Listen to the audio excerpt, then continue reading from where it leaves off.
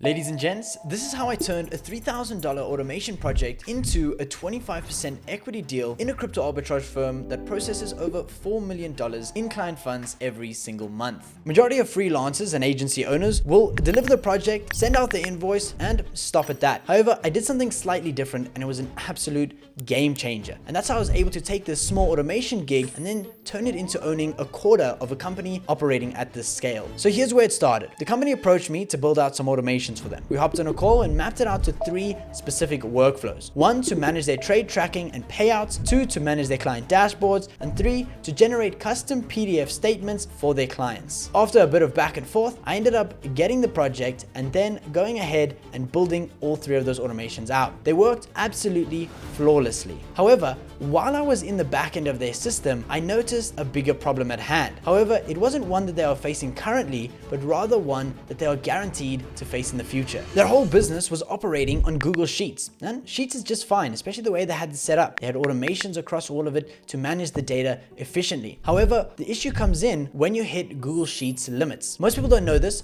but they have a limit of 10 million cells per spreadsheet. So that means all of the sheets within that spreadsheet can only contain a maximum of 10 million cells. So too many clients means too much data, and then you need to split your data across multiple spreadsheets, which will then result in broken automations, messy workaround, and eventually absolute chaos. I could see this problem coming from a mile away. So I built out a working demo so that I'd be able to show them how their system and business could function if we built out a proper app for it. However, I didn't pitch it to them just yet. I did inform them of the problem that they would have and the issue that they'll face and the potential problems that it would cause. However, I didn't pitch them the solution just yet. But I knew that when they do run into the problem, I would be ready with a solution for them. Now, you might be wondering, why would I spend give or take a month building out this working demo rather than just explaining the solution to them when the problem arises? Just to interject here quickly, and as a side note, the reason why this working demo took me give or take a month to build out was purely because I made sure that this app would mimic their systems and current flows to the T, and any questions that they might have had, that I'd be able to show it to them when I eventually do demo it to them.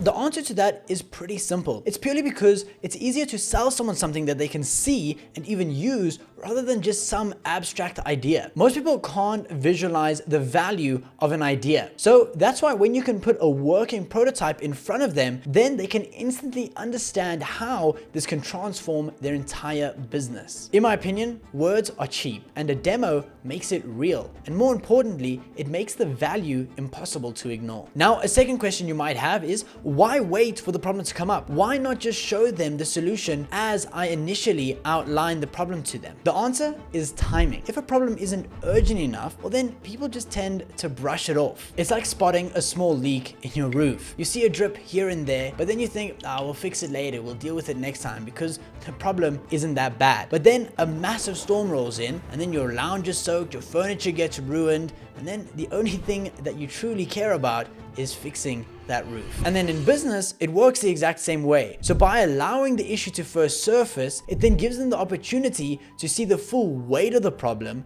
and then the value of my solution just becomes so much more obvious. And eventually, just like I expected, a little while later, they informed me that the problem that I had outlined months ago has now surfaced. So it was the prime opportunity for me to then show them the demo that I have built for them. So then it put me in a really good position because they've approached me with this massive issue that they have, but it was obviously not a problem because I had already had the full solution built out. And in my opinion, that timing changed everything. So we jumped on a call, I walked them through the demo and showed them how it was clean, scalable, and even had a client-facing dashboard, which would just make their business look so much more professional. They absolutely loved it. And that is when I told them that I wasn't necessarily interested in a one-time payment, but rather I would like to build this with them and get equity in the business. And the reason why I was able to get that equity was because I'm not just some freelancer. I've spent years building out automation systems, SaaS tools, and complex products in a lead role. So I could easily step in, lead the tech, and build this out properly at scale. We structured the deal at 25% equity with a proper vesting schedule. 5% per month. And I step in as the technical lead to lead these builds. So this company is Wildfire Capital, a crypto and FX arbitrage firm in South Africa. Right now, the first product that we're working on is an onboarding app, one unified way for them to KYC all of their customers, which would be used across all of their future products. After that, we'll refine and release the arbitrage platform, and from there, we'll move on to a settlements product. This first onboarding application that we are building sets the foundation for all of the products that we'll use throughout the entire ecosystem. And that is how I turned a $3,000 automation project into a 25% equity stake in Wildfire Capital. What started as a small gig turned into building an entire product ecosystem and owning a quarter of the company behind it. Thank you so much for watching. I sincerely appreciate it. I'll be sharing the journey as it happens. So if you'd like to follow along, please subscribe and I'll catch you in the next one.